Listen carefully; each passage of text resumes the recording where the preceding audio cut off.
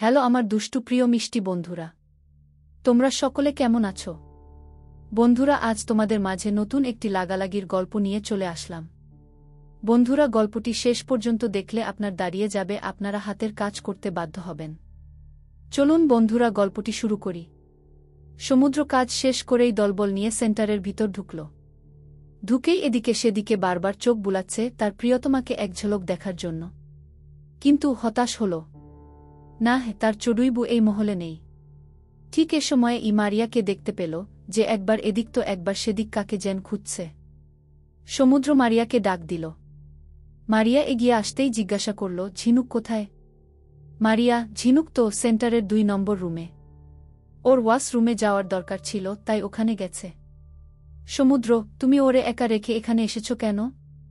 এখানে কাকে খুঁজছ? হয়রানি ক্লান্ত দেখাচ্ছে কেন? মারিয়া এবার সবকিছু খুলে বলল। সমুদ্রের পিছনে মেহরাব ও শাহিন ছিল। কিছু একটা নিয়ে আলোচনা করছে। ওরা দুজন মারিয়া আর সমুদ্রের কথাবার্তা শুনেছে। তাই মেহরাব সমুদ্রের পিছন থেকে বলে উঠল, আমি আবার কখন তোকে ডাকলাম? আমি তো সমুদ্র ভাইয়ার সাথে গিয়েছিলাম। তাছাড়া বরপক্ষ ঝামেলা করবে কেন? বাবা চাচারা তো এখানেই আছেন। সমুদ্র চমকে উঠল। যাহা বায়ান্ন তাহাই বাসটি, হিসাব তো অনেক জটিল। তার মনে অজানা ভয় হানা দিল। সে ভাবছে, আবারও কি তাহলে ঝিনুক সেই পুরুষটির সন্নিকটে? সে সব কিছু ফেলে ঝিনুকের থাকা রুমটার দিকে দৌড় দিল। সমুদ্রের সাথে সাথে মারিয়া, মেহরাব, শাহিন ও দৌড় দিল। সেন্টারের 2 নম্বর রুমের সামনে এসে দাঁড়াতেই কারো অস্পষ্ট কান্নার আওয়াজ শোনা গেল।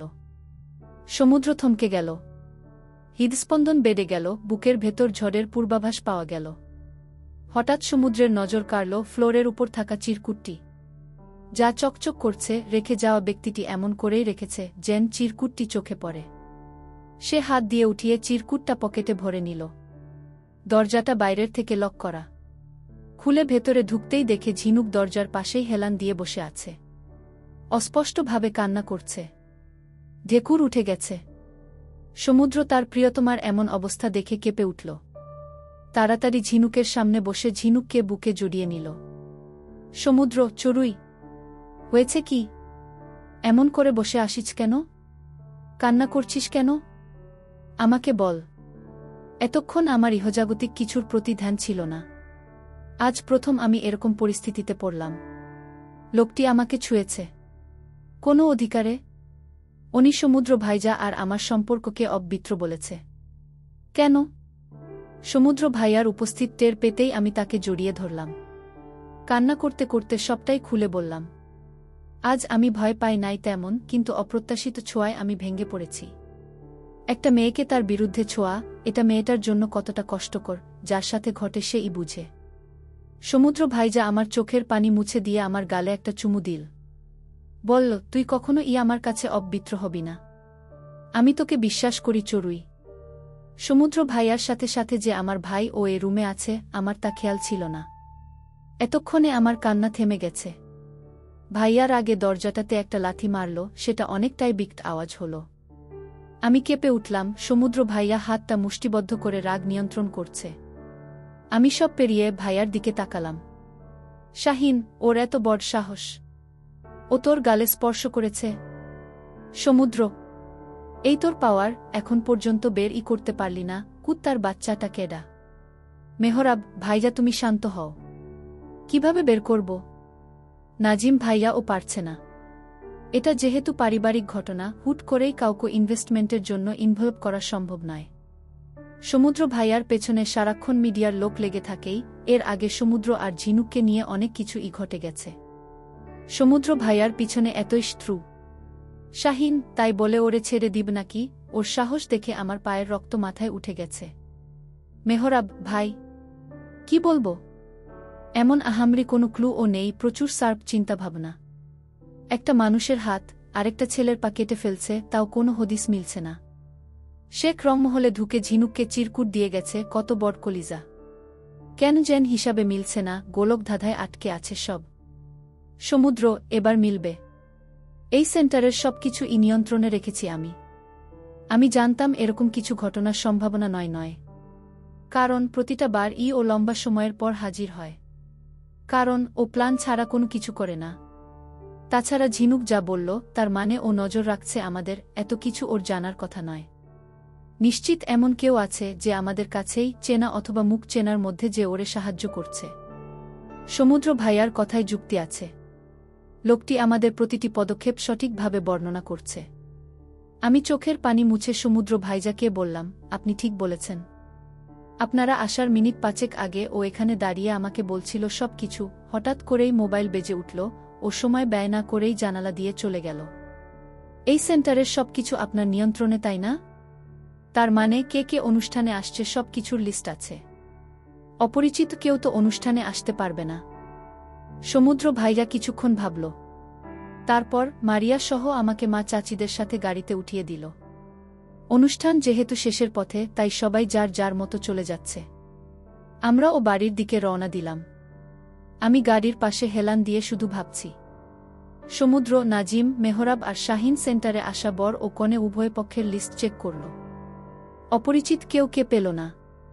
তারা সিসিটিভি ফুটেজ চেক করতে বসল। ঝিনুক মারিয়া রুমে ঢুকল, মিনিট 2 মধ্যেই একটা মেয়েকে দেখল, যে এদিক সেদিক তাকিয়ে সোজা 2 নম্বর রুমে এলো। মারিয়ার সাথে কথা বলল। মারিয়া যেতেই মেয়েটি ও রুম থেকে বের হয়ে গেল। হঠাৎ লাইট নিভে গেল। একজন পুরুষকে আবছা আবছা দেখা যাচ্ছে, যে 2 নম্বর রুমে ঢুকল। সবাই সব দেখল।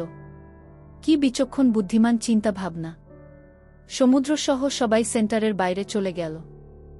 একই গাড়িতে 4 জন। শাহিন, সবকিছু তোর নিয়ন্ত্রণে থাকার পর ও যে ব্যক্তির এত বড় কলিজা, সে কোনো সাধারণ মাপের খেলোয়াড় না। সমুদ্র, আমাদের আরও ভাবতে হবে। এ শুধু ঝিনুকের পিছনে নয়, আমাদের পরিবারের পিছনে পড়েছে। সমুদ্র মাথা নাড়িয়ে সায় দিল। এবার রহস্যটা কিছুটা খোলা খোলা লাগছে। হঠাৎ সমুদ্রের চিরকুটটার কথা মনে পড়ল। সমুদ্র পকেটে হাত দিয়ে চিরকুটটা বের করল, একবার পড়ল, সাথে সাথেই গাড়ির সামনের স্টিলের অংশটুকুতে ঘুষি দিল। সমুদ্রের হাত থেকে সবাই চিরকুটটা নিয়ে পড়ল। বাকি 3 জনের মুখের ভাব ভঙ্গিমা কঠিন হয়ে উঠল। চিরকুটটাতে মিস্টার সমুদ্র শেখ, এটাই ফার্স্ট, এটাই লাস্ট ওয়ার্নিং দিলাম, আমার বেলার থেকে দূরে থাকবি। ঘড়ির কাঁটা টিক টিক, এবার নিশানা অন্য কোথাও করব না। আমি প্রেস্যি পাগলবদ্ধ উন্মাদ প্রেমিক বলছি, গুলিটা পয়েন্ট ব্ল্যাঙ্ক থেকে তোর বুক বরাবর করব। বেলা শুধুই আমার, আর আমার জিনিস আমারই থাকে। মেহরাব, শালা কুত্তার বাচ্চা, শুধু পাই একবার, সাইকোগিরি তোর পু দিয়ে বের করব। নাজিম, থাম থাম। ঘড়ির কাটার সময় সত্যিই ঘনিয়ে এসেছে, তবে এবার আমাদের নয়, ওর মুখোশ ছিঁড়ে ফেলার। যদিও আমি সিউর না, তবে আমি একটা ক্লু পাইছি। আর একটা বুদ্ধিও পাইছি। শোনো সমুদ্র। 4 জনের মধ্যে বুদ্ধি তা ভাগ করে দিল। সমুদ্র বাঁকা হেসে উঠল, বল, উম্মা মার্কা আইডিয়া। যাহ, চডুইয়ের ম্যাডাম তোর বউ, কনফার্ম। শাহিন, মানে? সমুদ্র সবকিছু বলতেই নাজিম ব্লাসিং করছে। সবাই উচ্চ স্বরে হেসে উঠল। ভালো রাতই হয়েছে। আমার সাথে ঘটে যাওয়া ঘটনাগুলো বাড়ির বড়রা কেউই জানে না। আমাদের কি উচিত হবে তাদের জানানোর? নাকি জানাবো না? সমুদ্র ভাইয়া তো বুদ্ধিমান মানুষ, সে যেহেতু বলে নাই, তাহলে না বলাই উত্তম। বিছানায় শুয়ে আছি, একবার এদিক একবার সেদিক। মারিয়া ও জেগে আছে। সে খুব গভীর মনোযোগ দিয়ে মোবাইল চাপছে। আমার চিন্তা ও এদিক সেদিক নড়াচড়া দেখে ও মোবাইল চাপা বন্ধ করে আমার দিকে তাকিয়ে বল, কিছুক্ষণ ধরেই দেখছি তুই কিছু ভাবছিস। কি ভাবছিস? মারিয়ার শর্ট ফর্ম, তুই তো সবই জানিস।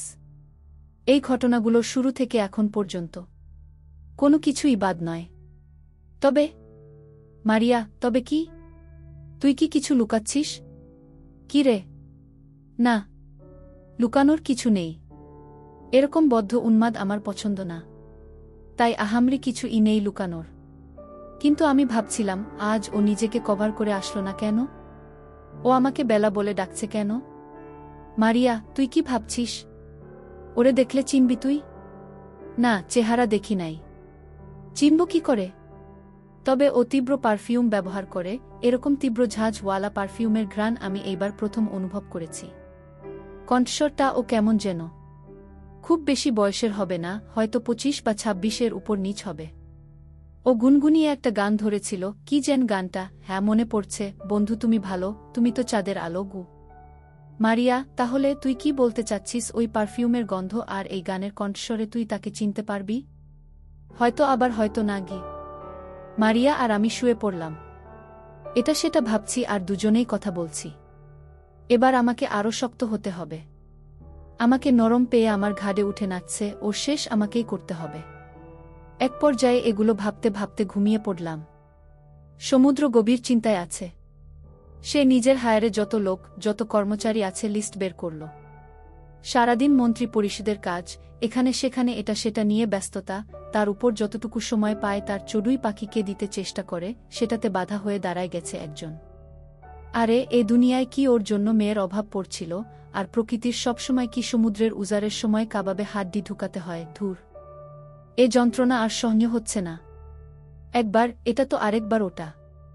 ক্লু মিলে ও মিলছে না। রাগে ল্যাপটপ খাটের উপর ফিক্কে মেরে উঠে বারান্দায় চলে গেল। আকাশের দিকে তাকিয়ে আছে।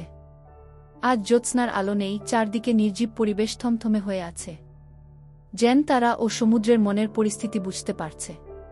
আজ সমুদ্রের মন ভালো নেই, তার জিনিসের উপর অন্যের ছোঁয়া লেগেছে। কিন্তু সে অপারগ।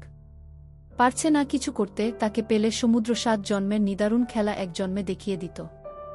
সমুদ্র একটা দীর্ঘশ্বাস ফেল, বিড়বিড় করে বলল, আজ আকাশের মন খারাপ। আকাশের বুকের জোড়া বিজোড়া মেঘগুলোকে খুব করে ছুঁয়ে দেখতে ইচ্ছে করে। সত্যি কি আজ আকাশের মন খারাপ?